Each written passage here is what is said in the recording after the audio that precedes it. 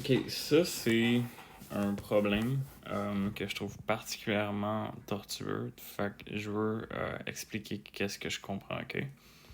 Euh, Là, dans cette situation-là, en ce moment, on vient de faire une table d'état où on a remplacé les états par le code binaire qui est associé, ok? Donc, on a remplacé le code binaire. Mais là, le problème, c'est qu'une fois qu'on a le code binaire, la prochaine étape, c'est de faire des tables de Carnot comme on avait fait dans l'exemple précédent où on avait pris la table d'état, on a remplacé les valeurs, fait que maintenant on est rendu à cette étape-ci. Mais là, la problématique, c'est que dans les états courants, on avait euh, 4 valeurs, Q1, Q2, X, Y. Fait que là, faire des tables de Carnot, c'est pas si difficile parce que là, de Q1, Q2, de X, de Y, ok, il n'y a pas de problème.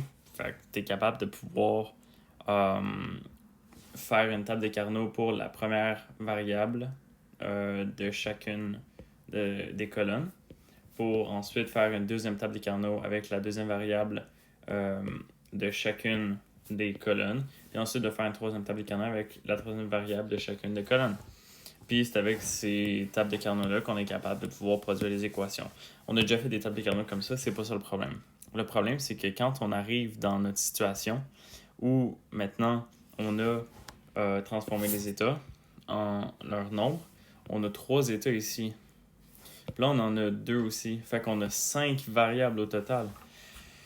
Ouais, c'est parce que là, déjà là, ça ici, il manque de l'information là, parce qu'on a un code gré à faire avec 3 variables, ce qui devient quand même complexe. Puis là, ça va se continuer pendant un certain temps. Là.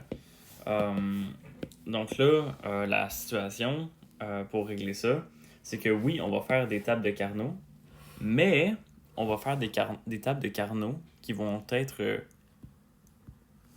avec une valeur fixe. Donc ici, ce qu'on a fait, c'est qu'on a pris Q1 puis on l'a mis égal à 0.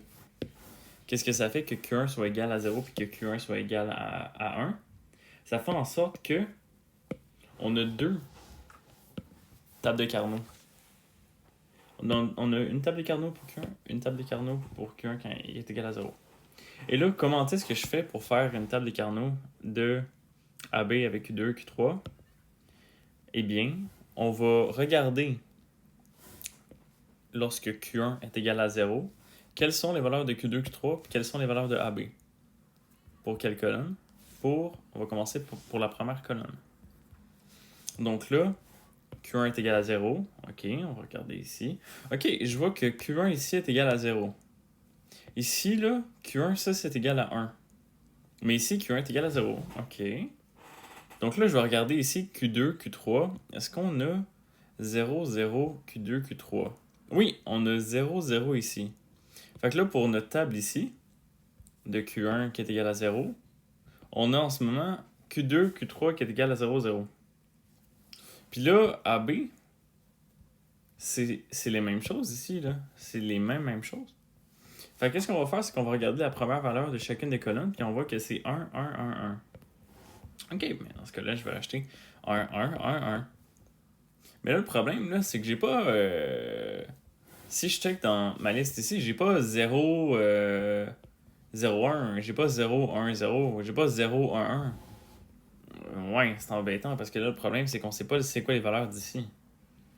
Mais c'est pas grave parce que c'est des valeurs qui sont pas importantes. Si ça devait être important, ça serait dans nos tables. Fait qu'est-ce qu'on va faire? On va acheter des don't care. Puis les don't care vont nous permettre de pouvoir faire des tables des Carnot qui vont nous permettre d'obtenir ce résultat ici sans que ce soit important d'attribuer une valeur quelconque à cette partie-là ici. Ça va quand même marcher. Fait que là, si je regarde par exemple, si je fais la deuxième partie du tableau, là c'est Q1 qui est égal à 1.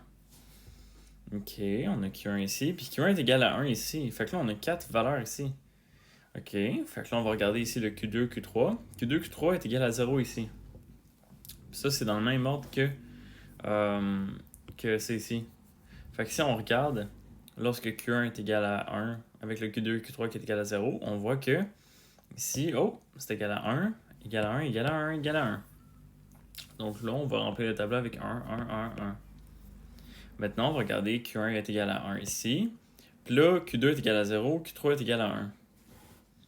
OK, fait que là, on regarde la première colonne, c'est égal à 1, 1, 1, 1. OK, fait que là, on va écrire 1, 1, 1, 1. Puis on va faire ça pour les deux autres colonnes ici. Fait que là, si on regarde, on a Q1 qui est égal à 1, Q2 qui est égal à 1, Q3 qui est égal à 1. On regarde encore une fois la première colonne, 1, 1, 1, 1. Puis on fait la même chose ici. Q1 est égal à 1, Q2 est égal à 1, Q3 est égal à 3, est égal à 0. Fait que là, on a 1, 1, 1, 1. Fait que bref, le reste du tableau, c'est 1, 1, 1, 1. Maintenant, on a nos deux tableaux de Carnot.